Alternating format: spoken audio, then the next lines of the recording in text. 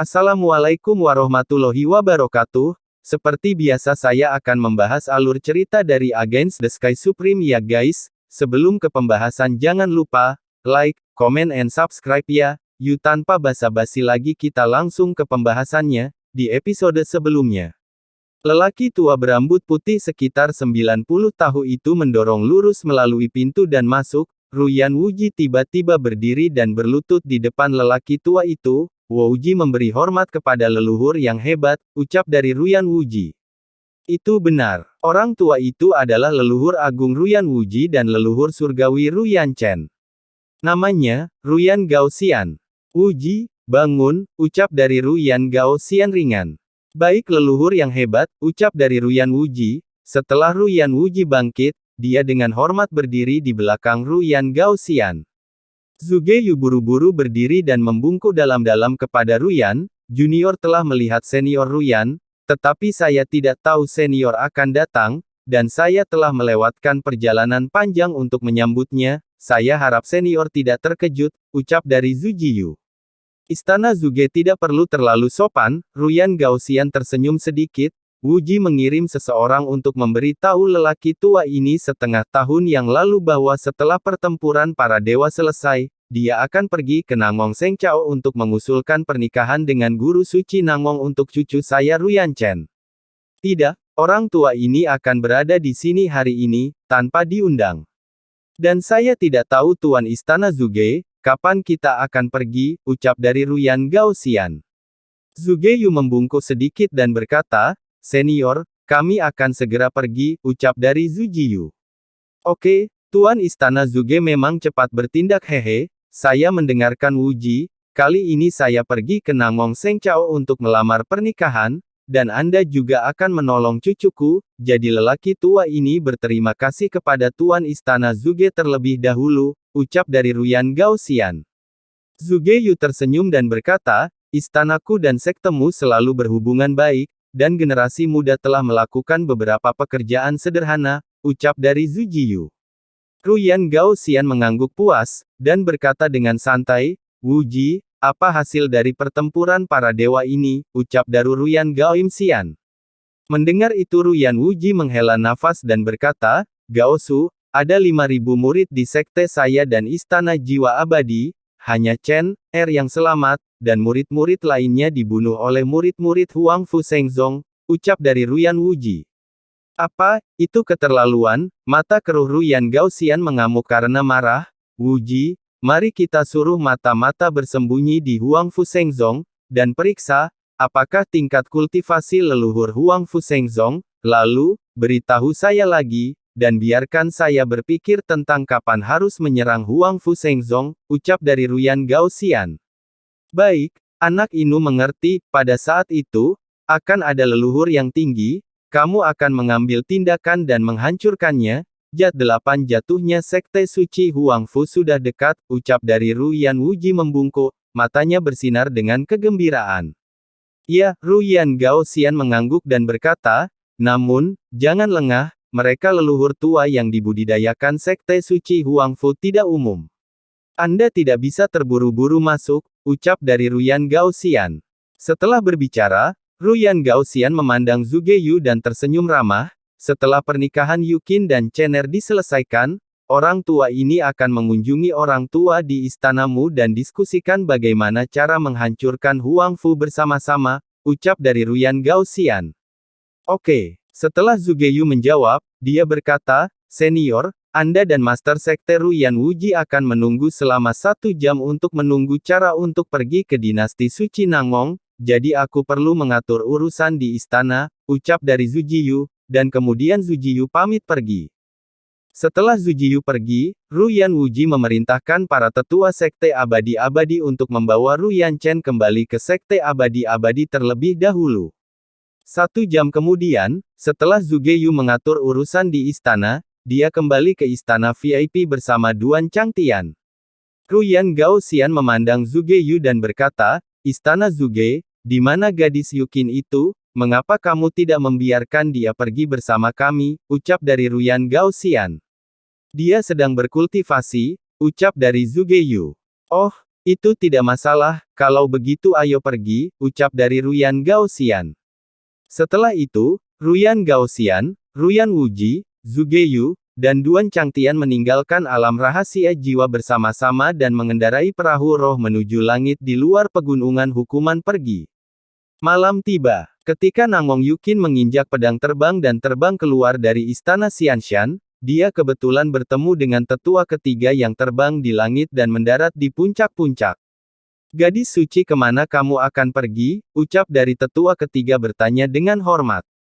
Nangong Yukin berkata pelan, saya ingin pergi ke Fangcheng untuk membeli beberapa pil obat untuk retret, ucap dari Nangong Yukin. Oh, setelah tetua ketiga menjawab, dia menyerahkan Nangong Yukin sebuah cincin penyimpanan dan menasihati, gadis suci, sebelum Raja Istana pergi, dia meminta bawahan ini untuk memberimu cincin penyimpanan yang berisi batu spiritual, dan mengatakan apa yang ingin kamu beli, beli saja, ucap dari tetua ketiga. Setelah Nangong Yukin menerima cincin penyimpanan, dia mengangkat alisnya, dan berkata, guruku pergi, ucap dari Nangong Yukin. Gadis suci, Raja Istana tidak mengatakan apa-apa sebelum dia pergi, tapi seharusnya pergi ke Sekte Abadi-Abadi, tetapi Tuan Istana mengatakan bahwa mungkin perlu lebih dari 2 tahun untuk kembali kali ini, ucap dari tetua ketiga. Mendengar itu, di bawah sinar bulan, mata indah Nangong Yukin berkilat gembira, baiklah, saya mengerti, Anda harus mundur, ucap dari Nangong Yukin. Lalu Nangong Yukin bergumam, lebih dari 2 tahun sudah cukup bagi saya untuk menemani Tan Yun pulang, dan kemudian kembali, ucap dari Nangong Yukin di dalam hatinya.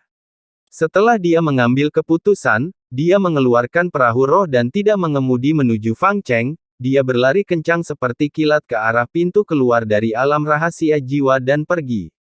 Keesokan harinya, Nangong Yukin terbang keluar dari perahu roh dan terbang keluar dari alam jiwa yang misterius. Kemudian, dia membuka tas binatang roh, dan seberkas cahaya putih keluar dari kantong binatang roh, berubah menjadi raksasa seputih salju di langit. Tingginya 100 kaki, berkepala harimau, berbadan singa, dan berekor naga, sekujur tubuhnya ditumbuhi rambut panjang seputih salju, dan sepasang sayap terbentang, berdiameter 200 kaki. Tampaknya menjadi binatang suci liger tingkat keempat dalam masa pertumbuhan. Binatang ini adalah hadiah dari guru suci Nangong kepadanya pada hari ulang tahunnya 3 tahun lalu. Wosh! Nangong Yukin menyapu bagian belakang binatang suci singa harimau, menyingkirkan perahu roh, mengeluarkan topi bambu putih yang menghalangi mengintip kesadaran spiritual dari cincin penyimpanan, dan berkata sambil tersenyum, Xiao Bai, dengan kecepatan tercepat, terbang menuju tengah pegunungan hukuman, ucap dari Nangong Yukin. Baik, Xiao Bai patuh, ucap dari Liger. Nada tengah merdu seperti gadis keluar dari mulut Liger, dan segera, Liger itu seperti kilat putih, membawa Nangong Yukin menghilang ke hamparan luas di lautan awan.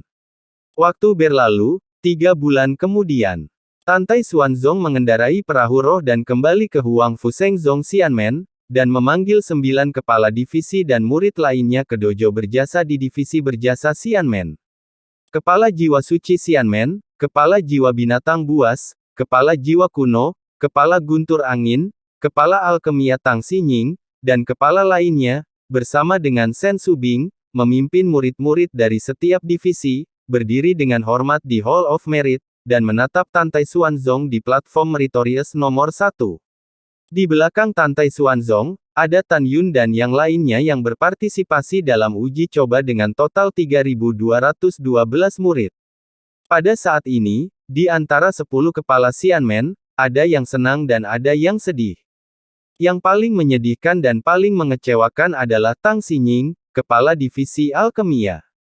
Tang Xinying mengetahui bahwa tidak ada murid alkimianya yang selamat, dan begitu pula dia sama sedihnya dengan kepala formasi, kepala jiwa suci, kepala jiwa artefak dan kepala 5 jiwa. Kepala jiwa suci hanya menemukan bahwa hanya Xinyi dalam divisi jiwa suci yang hidup kembali. Kepala divisi artefak menemukan bahwa hanya Gongsun Ruoxi dan Zhong Wu Xiao yang hidup kembali. Tapi apa yang dia dan Murong Sishi sangat bingungkan adalah bahwa Zhong Wu Xiao jelas tidak berpartisipasi dalam persidangan, jadi mengapa dia mengikuti raja dan kembali dari medan perang para dewa? Di sisi lain, kepala divisi 5 jiwa juga menatap Sue Zian. Dia ingat dengan jelas bahwa Sue Zian tidak berpartisipasi dalam persidangan, jadi bagaimana dia kembali dari medan perang para dewa? Yang paling bahagia adalah Shen Subing dan kepala jiwa binatang dan kepala jiwa kuno. Karena dalam divisi berjasa, 1485 orang kembali hidup-hidup. Pada saat ini, Sue Zian dan Zhong Wu Xiao telah kehilangan kostum berjasa mereka dan mengenakan kostum divisi 5 jiwa. Dan kepala jiwa binatang melihat putrinya Zhu Ruolin, memimpin 523 murid jiwa binatang kembali hidup-hidup, bagaimana mungkin dia tidak bersemangat. Dan kepala jiwa kuno, menyaksikan murid kesayangannya Tian Xiang memimpin 760 murid jiwa kuno kembali, dia sangat senang. Kepala guntur angin menyaksikan 311 murid guntur angin kembali, dan dia sangat bersemangat. Kepala jimat menyaksikan Huang Fu Tingfeng memimpin 128 orang kembali, dengan ekspresi bangga di wajahnya. Tantai Xuanzong melihat ekspresi kepala di matanya, dan berkata dengan sungguh-sungguh, selanjutnya, Master Sekte ini memiliki 3 hal untuk diumumkan. Kedua, untuk masalah ini, Sekte ini berfokus untuk memuji putra berjasa, Tan Yun, ucap dari Master Sekte. Kecuali Shen Subing, 9 kepala dan para murid divisi lainnya bingung. Selanjutnya, kata-kata Tantai Xuanzong sangat mengejutkan hati semua orang. Tantai Xuanzong menyebut Tan Yun, matanya dipenuhi dengan warna persetujuan yang kuat, dan suara nyaring bergema di dojo yang berjasa. Selama persidangan para dewa di medan perang, divisi berjasa, jiwa kuno, jiwa binatang, guntur angin, dan jimat, karena mereka mematuhi perintah Tan Yun, hanya sejumlah kecil orang yang kehilangan nyawa mereka. Tan Yun memimpin 3.211 murid dari 5 divisi, tidak hanya dia kembali hidup-hidup dan memimpin orang dari 5 divisi ini, tetapi membantai seluruh 3.000 murid percobaan Istana Jiwa Abadi dan tidak ada yang selamat. Adapun 2.000 murid Sekte Abadi-Abadi, hanya Tuan Muda Ru Yanchen yang selamat, tapi Tan Yun tidak membunuh Ru Yanchen untuk menjaga situasi keseluruhan. Itu juga berarti bahwa para murid sekte kami, di bawah kepemimpinan Tan Yun, telah mencapai rekor unik, ucap dari Tantai Xuanzong.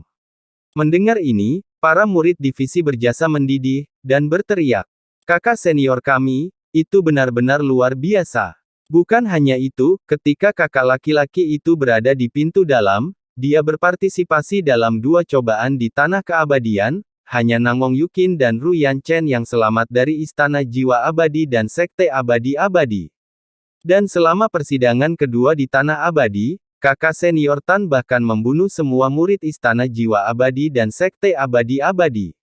2 cobaan ini di Tanah Keabadian dan 1 cobaan di medan perang para dewa sudah cukup untuk membuktikan bahwa kakak senior kita Tan memiliki kepemimpinan yang sangat baik.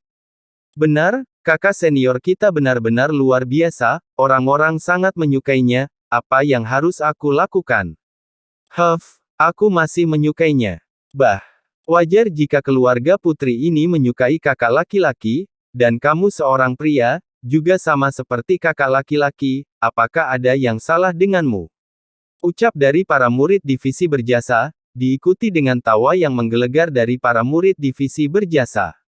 Sementara murid-murid dari divisi berjasa tertawa, sebagian besar murid dari divisi lainnya memandang Tan Yun dan memujanya tanpa henti.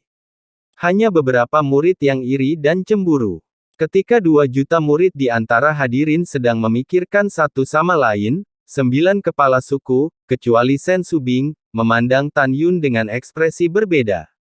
Kepala jiwa suci, kepala divisi 5 jiwa, kepala artefak, dan kepala formasi, berpikir tentang Tan Yun yang membunuh para jenius di divisi sendiri dalam kompetisi 10 divisi, mereka membenci Tan Yun sampai ke inti. Tang Xinying menatap Tan Yun, dan ada suara di hatinya yang memanggil, Tan Yun adalah penjahat langka. Tidak peduli berapa banyak yang dibayar putri ini, aku akan membawanya ke dinasti Tang Zun, ucap dari Tang Xinying di dalam hatinya. Pada saat ini, kepala jiwa binatang yang telah memutuskan untuk berjanji setia kepada Tantai Xuanzong, menatap Tan Yun, Semakin dia melihat, semakin dia menyukainya, dia diam-diam berkata, Tan Yun, putra ini, masa depan tidak terbatas, putriku Ruolin berbakat dan pintar dan kecantikannya tidak jauh lebih buruk daripada Mu Mengyi dan Zhong Wuxiao, bukankah merupakan hal yang indah untuk bisa menikahi Ruolin dengan Tan Yun, ucap dari kepala jiwa binatang di dalam hatinya. Kepala jiwa kuno memandang Tan Yun dan menegaskan, Master Sekte sedang mencoba untuk mengolah putra Tan Yun ini dengan segenap kekuatannya. Murid saya Tian Xiang adalah peri, kultivator nomor 1 di divisi jiwa kuno, dan kecantikan nomor 1, jika Anda bisa mengikuti Tan Yun, itu akan berhasil dan jadilah berkah bagi Xianger di masa depan, ucap dari kepala divisi jiwa kuno. Ketika para kepala suku berpikir secara diam-diam, Tantai Xuanzong memandang Tan Yun, nadanya pemaksaan berkata, Tan Yun, Anda telah berkontribusi banyak, beritahu saya, hadiah apa yang Anda mau, Master Sekte ini akan menyetujuinya, ucap dari Tantai Xuanzong. Mendengar ini, Tan Yun membungkuk dan berkata terus terang, Master Sekte, kamu juga tahu bahwa Si Yao adalah seorang murid tunanganku, Ziyan adalah saudara ipar muridku. Tetapi kebencian antara murid dan divisi artefak dan divisi 5 jiwa sangat dalam, dan murid khawatir bahwa mereka akan dilewatkan oleh orang lain di divisi artefak dan divisi 5 jiwa, oleh karena itu, murid tidak ingin hadiah lain. Silakan panggil tembakan, biarkan mereka melepaskan diri dari divisi artefak, divisi 5 jiwa, dan bergabung dengan divisi berjasa, ucap dari Tan Yun. Tan Yun berkata demikian, tentu saja Tantai Xuanzong dan dia membahasnya dalam perjalanan kembali ke Huang Fu Shengzong.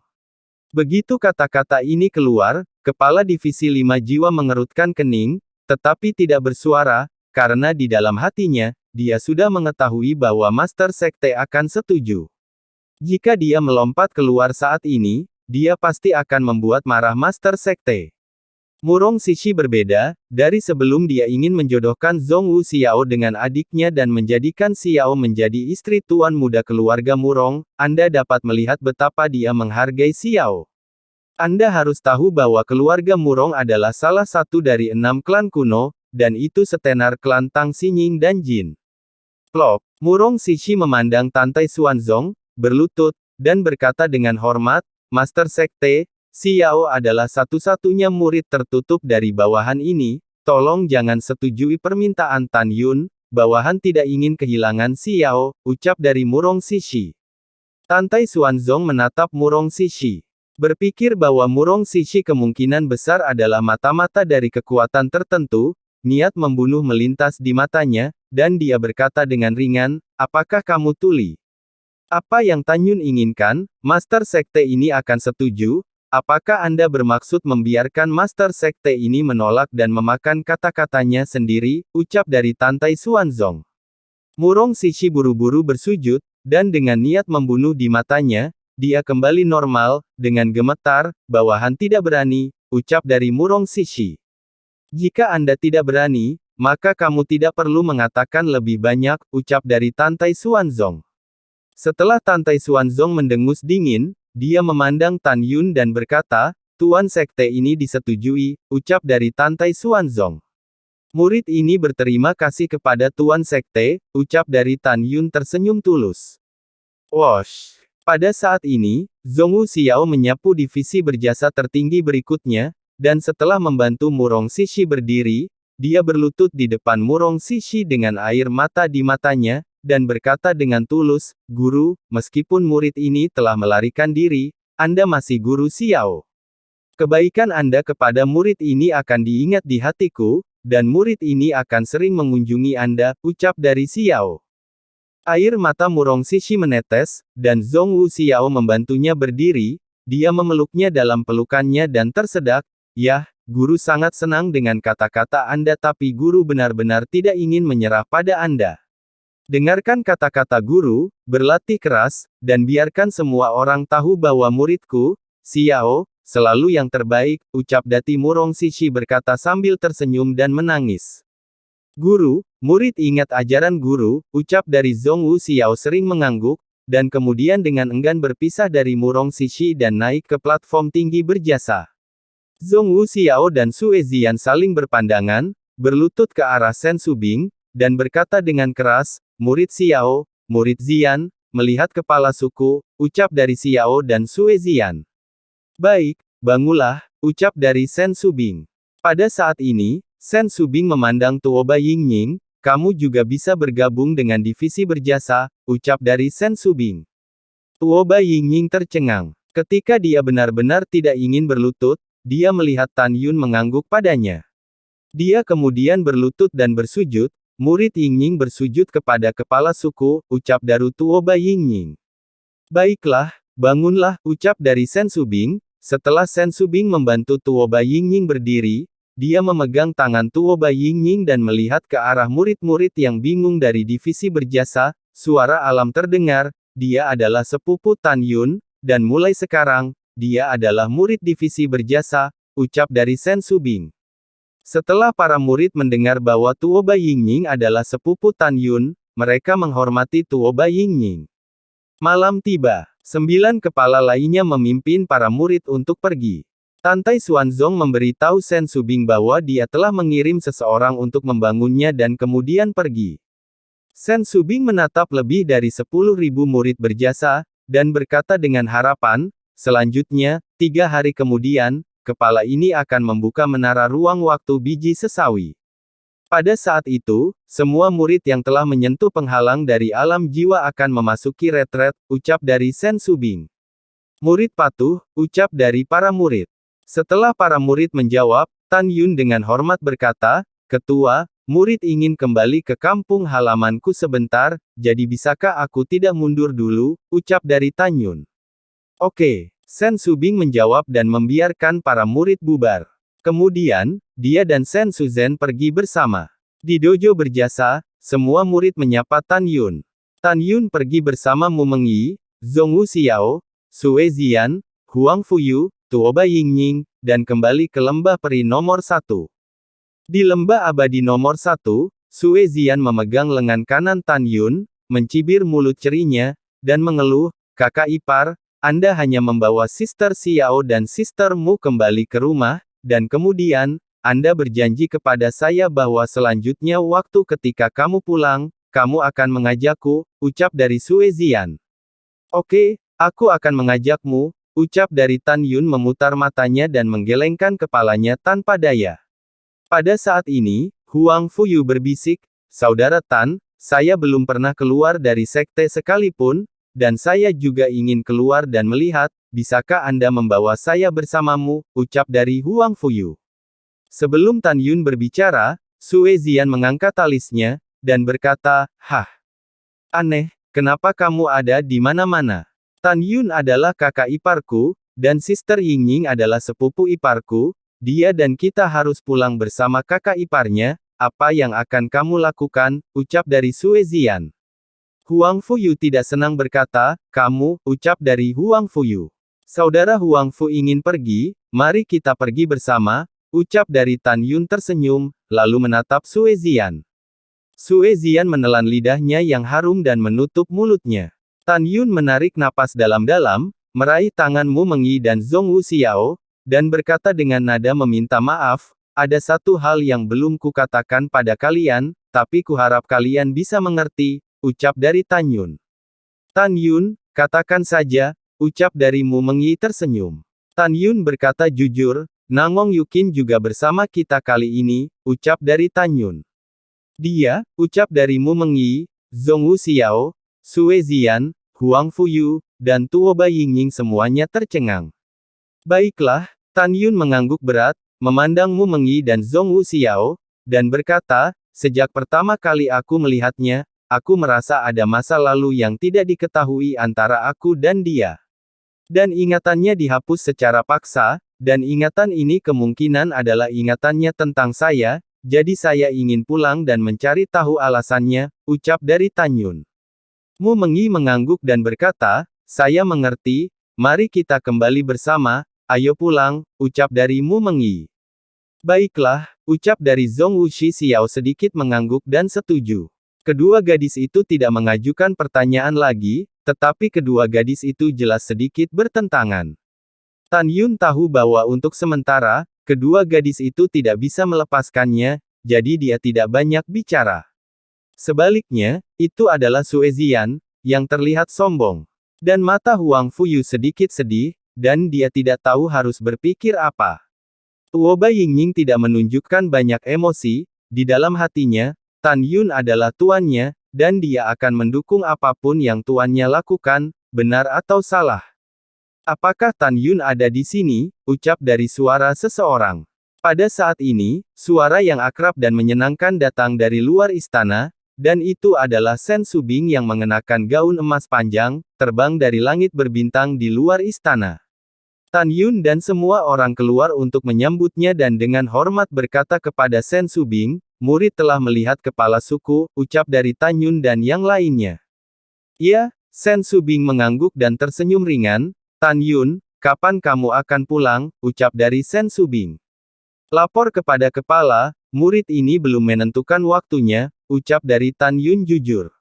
Oh, Sen Subing menjawab, Tan Yun, Anda memiliki banyak musuh di sekte ini. Untuk mencegah Anda dalam bahaya di perjalanan pulang, beritahu kepala ini ketika Anda pulang, dan kepala ini akan menemani Anda kembali pulang, ucap dari Sen Subing. Murid, berterima kasih ketua, ucap dari Tan Yun dengan hormat. Ketua tidak akan mengganggumu lagi, kamu bisa melanjutkan, ucap dari Sen Subing. Setelah Sen Subing berkata, dia naik ke udara dan menghilang ke langit malam dalam sekejap. Oh, Sue Zian tertawa dan berkata, kakak ipar, kamu terlalu luar biasa. Aku tidak menyangka bahwa kepala suku akan mengantarmu saat kamu pulang, kakak ipar, statusmu di hati kepala suku sangat tinggi, ucap dari Sue Zian sambil tertawa. Tidak hanya Sue Zian yang berpikir begitu, hal sama berlaku untuk Zhong Wu Xiao, Mu Mengyi, Huang Fuyu, dan Tuoba Yingning. Faktanya, hanya Tan Yun yang tahu bahwa Sen Subing pulang bersamanya karena dia menyukainya. Tapi Tan Yun juga sedikit tersesat, karena yang dia inginkan adalah Sen Subing menyukai identitasnya sebagai seorang master, bukan dirinya sebagai seorang murid. Namun, apa yang Tan Yun tidak ketahui, Sen Subing sudah tahu bahwa dia adalah gurunya, begitu pula, Sen Subing jatuh cinta pada Tan Yun karena Tan Yun adalah seorang master.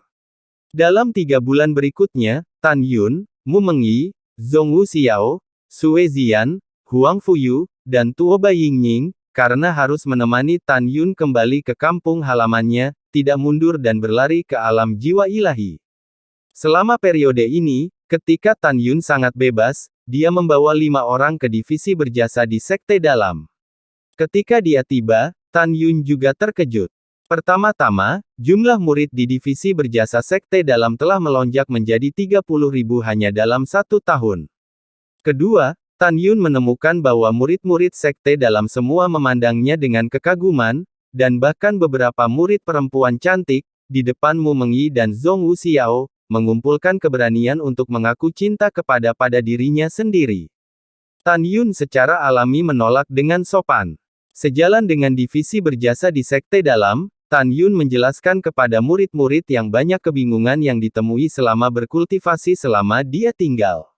Di hati semua murid, tampaknya Tan Yun adalah dewa yang maha kuasa. Jika dia memiliki keraguan, Tan Yun selalu dapat secara akurat menyatakan masalah yang mereka temui selama kultivasinya. Akibatnya, reputasi Tan Yun di divisi berjasa di sekte dalam telah mencapai puncaknya, dan bahkan Sen Wende, sesepuh agung di divisi berjasa di sekte dalam, malu pada dirinya sendiri. Kemudian, Tan Yun pergi ke pintu luar lagi, menyebabkan sensasi di pintu luar. Sekarang ada hampir 1,8 juta murid luar setelah bertemu dengan sosok legendaris Tan Yun, beberapa murid yang berani memberi tahu tetua kepala sekte luar Sen Qingqiu, berharap bahwa kepala tetua akan mengizinkan putra suci untuk berkhotbah kepada dirinya sendiri dan orang lain. Setelah Sen Qingqiu menemukan Tan Yun tentu saja setuju. Di dojo besar di luar gerbang, kecuali untuk berkhotbah, Tan Yun tidak berpura-pura menjadi orang suci, dan dia bersenang-senang mengobrol dengan para murid. Tan Yun, sosok legendaris yang menyandang gelar nomor 1 di sekte luar, nomor 1 di sekte dalam, dan nomor 1 di sekte abadi, menaklukkan hati para murid sekte luar. Setelah 5 Tan Yun meninggalkan sekte luar, mereka meninggalkan alam rahasia Huangfu, menunggu Nangong Yukin di depan gunung Huangfu Shengzong. 2 bulan kemudian, sekelompok petir putih jatuh dari langit dan berubah menjadi liger di depan gerbang gunung. Nangong Yukin yang ramping di belakang binatang suci liger melepas topinya, dan muncul di depan Tan Yun dalam sekejap, dengan cinta yang mendalam di wajahnya yang cantik, dan berkata, "Apakah aku membuatmu menunggu untuk waktu yang lama?" ucap dari Nangong Yukin. "Tidak, kamu telah bekerja keras sepanjang jalan," ucap dari Tan Yun tersenyum sedikit. "Tidak sulit," ucap dari Nangong Yukin tersenyum manis dan menyapa Mu Mengyi, Zhong Wuxiao, Sue Ziyan, Huang Fuyu, Tuoba Yingying. Setelah menyapa, dia tidak bisa membantu merasa sedikit malu. Karena dia melihat permusuhan di mata Mu Mengyi, Zhong Wuxiao, Sue Ziyan, dan Huang Fuyu, hanya Tuoba Yingying yang sangat baik pada dirinya sendiri. Pada saat yang sama, Nangong Yukin terkejut dan bingung karena dia tidak menyangka akan bertemu Tuoba Meng di sini. Tan Yun memberi tahu Nangong Yukin bahwa Tuoba Meng sekarang adalah Tuoba Yingying, sepupunya. Kemudian, Tan Yun kembali ke divisi berjasa Xianmen sendirian, dan memberi tahu Shen Subing bahwa dia akan pulang. Keesokan harinya, pagi-pagi sekali, Tan Yun dan Shen Subing meninggalkan alam rahasia Huangfu bersama-sama. Shen Subing juga tercengang saat melihat Nangong Yukin, dan kemudian Tan Yun memberi tahu Shen Subing bahwa Nangong Yukin adalah temannya. Setelah itu, Shen Subing mengendarai perahu roh, membawa orang banyak ke langit dan terbang ke hukuman dinasti suci Huangfu di luar pegunungan, dan berlari menjauh dari kota Wang Yue. Dalam perjalanan ke kota Wang Yue, Sue Ziyan melirik Huang Fuyu, "Seandainya kamu seorang wanita," ucap dari Sue Ziyan. Huang Fuyu bingung dan berkata, "Kenapa?" ucap dari Huang Fuyu. Sue Ziyan berkata sembarangan, "Karena ini, paman dan bibiku melihat bahwa semua yang menemani kakak iparku adalah wanita cantik. Sayang sekali kamu laki-laki. Kamu bilang kamu sudah besar, kenapa kamu bersenang-senang dengan kami?" ucap dari Sue Ziyan. Aku terlalu malas untuk memperhatikanmu," ucap dari Huang Fuyu berkata dengan dingin. Setelah mengatakan ini, Huang Fuyu tiba-tiba tersenyum, "Ziyan, jika aku adalah seorang gadis, maka aku akan jauh lebih cantik darimu," ucap dari Huang Fuyu.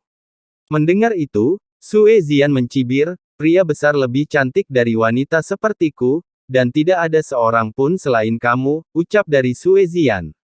"Oke Ziyan, apa yang kamu lakukan? Apakah kamu selalu mengalami masalah saat bergaul dengan saudara Huangfu?" ucap dari Tan Yun. Mu Mengyi dan Zhong Wuxiao tertawa terbahak-bahak hingga gemetar. Pada saat ini, Nangong Yukin mengenakan topi ember lagi, menutupi kepalanya dengan rambut putih, menghalangi wajahnya. Beberapa waktu kemudian, perahu roh berlayar keluar dari pegunungan hukuman surga. Selama periode ini, Shen Subing tidak mengatakan apa-apa, tetapi matanya beralih ke Tan Yun dari waktu ke waktu. Dalam sekejap mata, hari lain berlalu, dan saat senja, perahu roh muncul di atas kota Wang Yue di lautan awan. Agar tidak mengganggu orang-orang di kota, Shen Subing menyingkirkan perahu roh, dan sekelompok 7 orang muncul seperti 7 meteor di langit, muncul dengan mantap di luar Tan Mansion. Penjaga di luar gerbang mansion memandang Tan Yun, menggosok matanya dengan kasar, dan bergegas ke mansion Tan dengan penuh semangat, berteriak, "Patriark, istri patriark, Tuan muda telah kembali," ucap dari penjaga itu. Suara penjaga itu keras dan bergema di seluruh rumah Tan. Segera, ratusan penjaga, ratusan pelayan, dan pelayan di mansion bergegas menuju gerbang mansion dengan penuh semangat. Pada saat ini, Tan Feng, Feng Jingru dan istrinya, dan Tuan Tan, yang sedang makan malam, gemetar. Suami, apakah aku salah dengar? Apakah Yuner kembali?" ucap dari Feng Jingru menatap Tan Feng dengan tatapan rindu di matanya. Pada saat ini, penjaga yang menjaga gerbang terengah-engah. Sesampainya di luar aula utama, dia dengan bersemangat berkata, "Patriark, Tuan muda kembali dengan kedua wanita muda itu," ucap dari penjaga itu bersemangat. Retak. Sumpit di tangan Feng Jingru jatuh ke tanah, dan dia bangkit dan berlari keluar aula. "Istriku, Pelan-pelan, pelan-pelan, ucap dari suaminya, sementara Tan Feng berbicara, dia juga berdiri dan mengikuti dengan cermat. Pada saat ini, di taman belakang Tan Mansion, para penjaga dan pelayan berdiri di depan Tan Yun dengan hormat, memberi hormat, dan berkata serempak, "Saya telah melihat Tuan Muda," ucap dari semua orang. Kemudian, semua orang memberi hormat kepada Zhong Wu Xiao dan Mu Mengyi, berkata, "Saya telah melihat dua wanita muda," ucap dari semua orang. Sejak lebih dari 10 tahun yang lalu, ketika Tan Yun membawa pulang Mu Mengyi dan Zhong Wu Xiao untuk mengunjungi kerabat, para pelayan keluarga Tan tahu bahwa putri kedua adalah calon putri mertua dari keluarga Tan. Pada saat ini, Zhong Wu Xiao dan Mu Mengyi memandang orang-orang yang memberi hormat, wajah mereka penuh dengan kemerahan dan rasa malu. Shen Subing dan Huang Fuyu sedikit bingung, tidak tahu harus berpikir apa. Ada sedikit rasa iri di mata indah Sue Zian. Pada saat ini, tidak ada yang tahu bahwa Nangong Yukin, yang mengenakan topi, memandangi tanaman dan pohon di kediaman Tan dan merasakan sakit hati yang tidak dapat dijelaskan, perasaan yang akrab dan tidak dikenal menggerogoti hatinya. "Yuner, anak ibu yang baik," ucap dari suara itu, tiba-tiba, sebuah suara berisi kerinduan tak berujung datang dari belakang Tan Yun. Tan Yun tiba-tiba menoleh ke belakang dan menatap Feng Jingru, yang menitikkan air mata, berlari ke arahnya sepanjang jalan. "Ibu," sosok Tan Yun melintas, bang, kedua lututnya jatuh dengan keras ke tanah, "putra yang tidak berbakti kembali untuk menemuimu," ucap dari Tan Yun. Feng Jingru membantu Tan Yun berdiri, air mata kegembiraan jatuh di pipinya, "Anak baik, kembali bagus, aku senang kamu kembali," ucap dari Feng Jingru. Pada saat ini, Tan Feng dan Tuan Tan juga datang ke Tan Yun. Ketika Tan Yun hendak berlutut, dia didukung oleh Tan Feng, "Anak baik, kembali saja, jangan berlutut di setiap belokan," ucap dari Tan Feng. Tan Yun mundur selangkah dan masih berlutut, "Yuner telah melihat ayah dan kakek," ucap dari Tan Yun. "Cucu yang baik, ayo, bangun," ucap dari Pak Tan dengan ramah membantu Tan Yun berdiri. Saat ini, Mu Mengyi, Zhong Wu Xiao, Tuan Chao Tan, Tan Feng, Feng Jingru, pergi. Lalu setelah itu, bagaimanakah kelanjutan ceritanya? Next di episode berikutnya ya. Wassalamualaikum warahmatullahi wabarakatuh.